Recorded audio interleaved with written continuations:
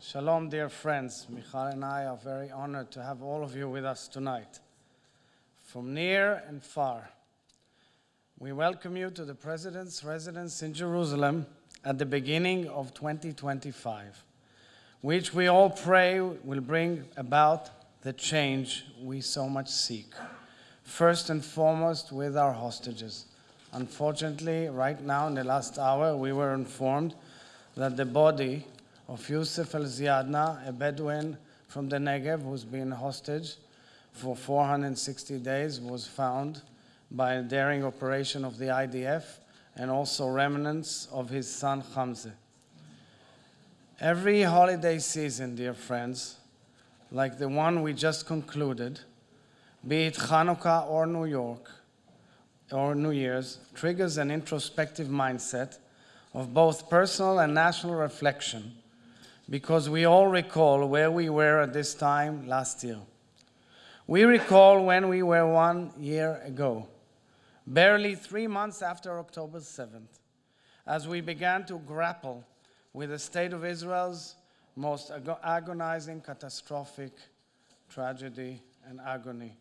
We recall where we were at this very time 80 years ago, weeks before the liberation of Auschwitz, as we faced the final flames of the Jewish people's most horrifying, definitive trauma. We recall the depth of anguish and the elation of rebirth that followed.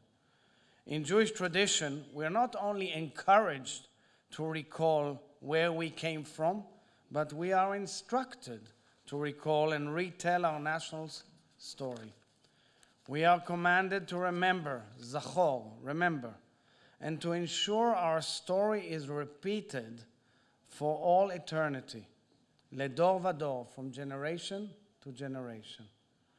Telling our story is a value in and of itself. And this evening, at this crucial moment in Jewish history, we are telling our nation's story through its leaders. We are honoring the individuals whose passion and dedication contributed substantially to the well-being of the State of Israel. At the same time, we are paying tribute to the diaspora communities in which each of tonight's honorees stepped up as Jewish leaders and on behalf of the nation of Israel. The Israeli Presidential Medal of Honor is presented to distinguished figures from Israel and around the world who have made outstanding contributions to Israel and the Jewish people. It is an opportunity to pause, to recognize the unthinkable hardships we overcame and the magnificent road we traveled so far, thanks to role models such as the men and women we are honoring this evening. And now, more than ever, as we say, dafka achshav, because as we speak, a war that was forced upon us is still disrupting our lives on various fronts with enormous pain and agony and pride. Because as we speak, 99 sisters and brothers, sons and daughters, mothers and fathers are still held in brutal captivity in Gaza. They have not seen the light of day or a glimpse of hope in 460 days. Because as we speak, Jews all over the world are assaulted and insulted, and diaspora communities are targeted. Anti-Semitism is widespread more than ever in recent ages. Because the world's only Jewish state is demonized and delegitimized, and our social cohesion is being challenged. Friends, I believe in the people of Israel. I believe in the state of Israel, and I believe in the eternity of Israel. That is why this particular period of unprecedented challenges and turmoil, of historic proportions, is precisely the moment to applaud those who light our way, and they are. And now, when I mention their names, you can definitely clap. Mark Liebler,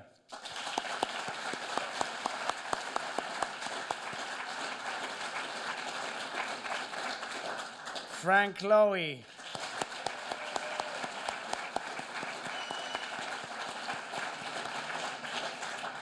Maurice Levy.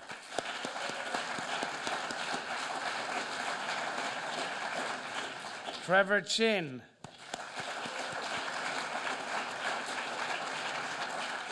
Brigitte Zipris. Malcolm Hohnlein. And Julie Platt.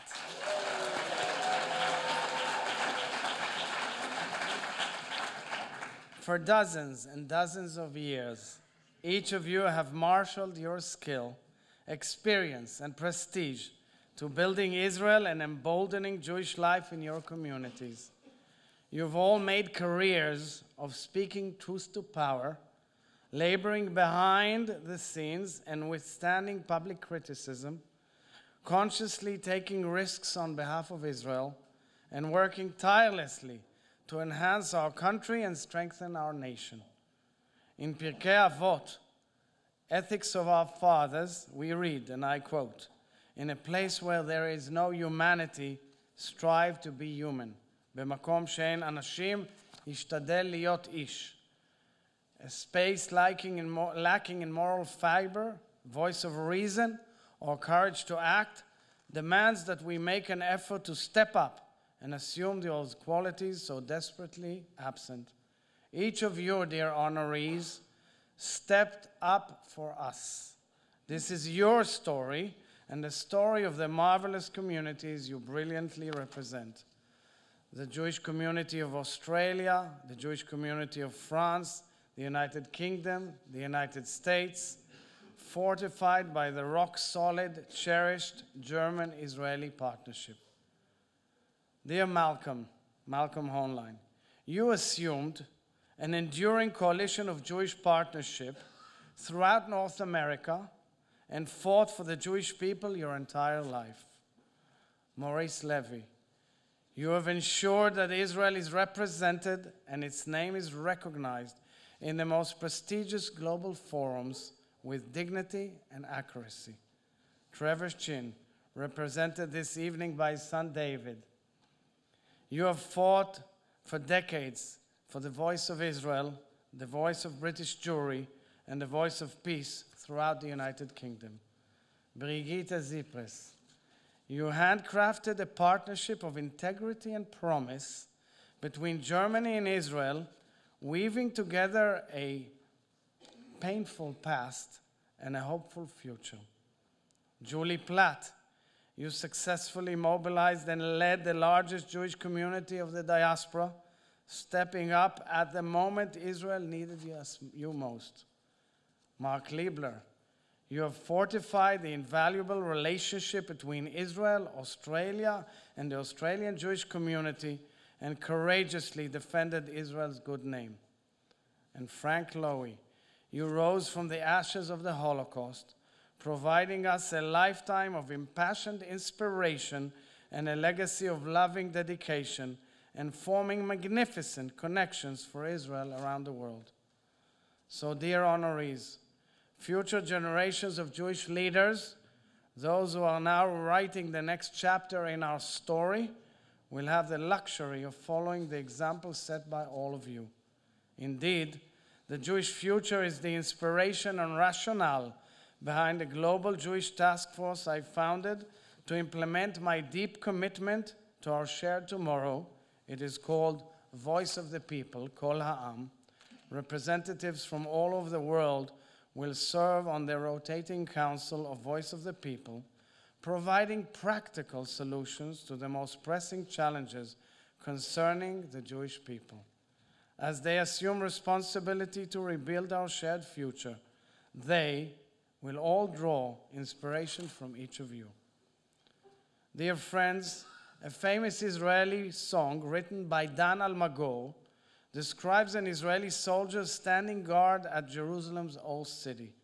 And I quote, "Who even dreamt back then in school when we recited, 'Upon thy walls, O Jerusalem, I have set watchmen,' that someday I will become one of them?" Could you, dear honorees, have imagined while growing up in Czechoslovakia or Morocco the United Kingdom, Germany, Australia, Philadelphia, or Kansas, that you would one day become guardians of Jerusalem, guarding the Jewish democratic state of Israel. You've all become guardians of our future. And by celebrating your life's work here this evening, in the home of the Israeli people, Beit HaNassi, Beit Ha'am, we are recognizing the critical role of the Jewish diaspora in building our nation's state and making a clear statement to our partners and friends that you belong to Israel as much as Israel belongs to you. We're also sending a message to Israelis that this Jewish democratic state of Israel is not only a dream our ancestors shared, it is a reality we are all building together with our Jewish sisters and brothers from around the world. This is our shared duty and our shared privilege. On behalf of the State of Israel, in its 77th year of independence, from its eternal capital, Yerushalayim, I salute you and I thank you. And finally, dear friends, I've started with mentioning the Ziadna family. For 15 excruciating months, we've been fighting to free our loved ones captive in Gaza, tending to our wounded families and grieving what we lost. Our IDF, security forces, and first responders have been valiantly defending our front lines in order to ensure our home front is sound. Israelis of all ages, faith, and accents carry physical injuries and emotional scars. Our lungs cannot fully exhale until our people are safe and until our hostages are back, every single one. Failure to bring them home will leave our nation hemorrhaging and scarred for generations. Just as we come together here today in solidarity and appreciation, God willing, may we come together soon to welcome our sisters and brothers back home. Together with you, I pray for the full recovery of our wounded in body and soul, for the safety and the well-being of our IDF soldiers, and for the return home of all displaced families and communities. I thank all those who've been involved in leading this wonderful event. I want to thank Judge Professor Yoram Danziger and his committee. And dear friends, may we know no more war, please God, and together may we all go from strength to strength. Yishar Koach, Mazal Tov, Am Yisrael Chai.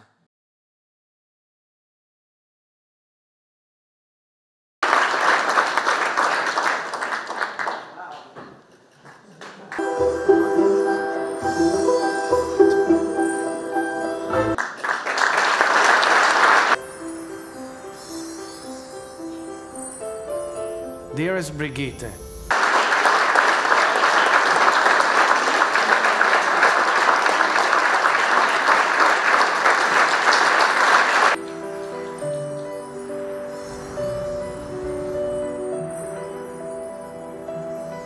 dearest Maurice,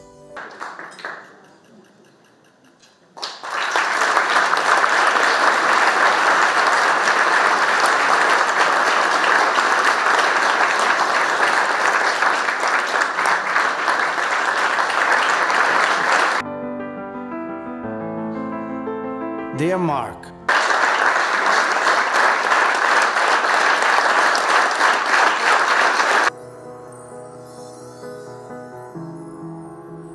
dear Malcolm,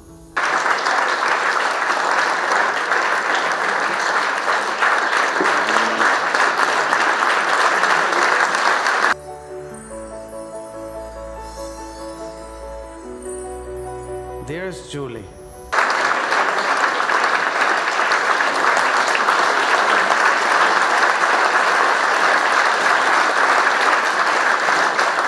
in the book of Isaiah, we find the verse, Nachamu, Nachamu Ami, comfort, comfort my people.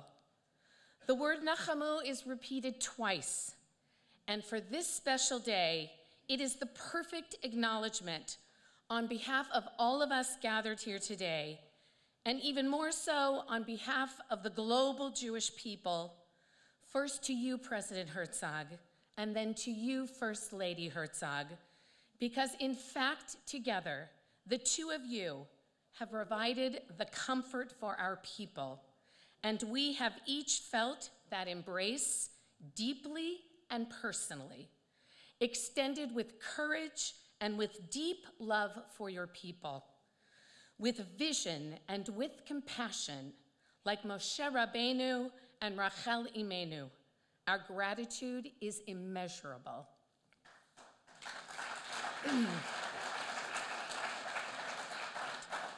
And to my fellow honorees, I feel very confident in expressing two sentiments on all our behalf. First, we learn in the Talmud that leadership is not for glory, but for service, not for honor or public recognition, but to be a blessing to our families and to the Jewish people. I know each of us has been enriched beyond measure by the opportunity to lead, to support Israel, of course since October 7th, but for all of us, in fact, over decades of love and devotion to Am Yisrael. And I want to particularly express all of our collective gratitude for our staunch ally, Brigitte Zipris. President Herzog, thank you for extending this award to those of us in the diaspora. It reflects my second sentiment, that we are all one people. We feel the pain of a Jew in Ukraine, Montreal, Crown Heights, the same as we feel the pain of a Jew in Be'eri, Metula, or Hostage Square. And we feel the joy of a celebration of our heritage in all the corners of this globe, as if it were in our own backyard. Thank you for recognizing and expressing our unity in this way. And I know none of us will ever, ever forget this day. Toda Rabbah, and God bless you, President and First Lady Herzog. There's a God above, and all I've ever learned from love was how to shoot somebody who outdrew ya. But it's not a cry that you hear tonight. It's not some pilgrim who's seen the light. It's a cold and it's a broken